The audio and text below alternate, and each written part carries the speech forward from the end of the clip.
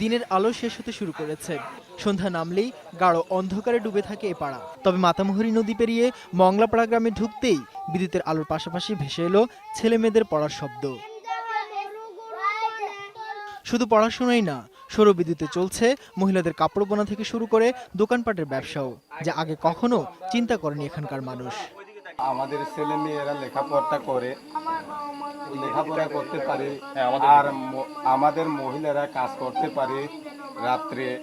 আর ওই আগে তো চেয়ারে গিয়া মোমবাতি ধরিয়ে চলতো লাগে, এখন শুনতে ওই তো। সৌরবিদ্যুৎ দিতে এগিয়ে এসেছে বেসরকারি প্রতিষ্ঠান ব্রিটিশ আমেরিকান টোবাকোর সামাজিক উদ্যোগ দীপ্ত।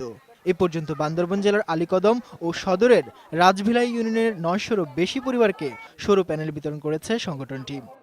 আমেরিকান টোবাকো মানে দয়া করে এই সুমলাটা বিনা পয়সা বিতরণ করা হয়েছে ১৩৫টা পরিবারে।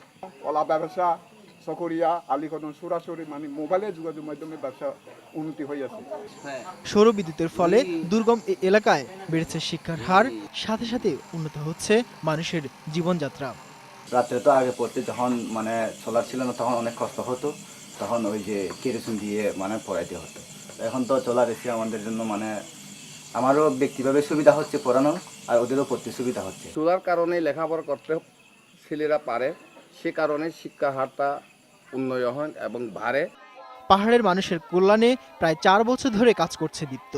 এরকম উদ্যোগ নিয়ে আরো অনেকেই এগিয়ে আসবে এমন প্রত্যাশা পাহাড়িদের। Mohiuddin Farhad, Independent News, Bandarban.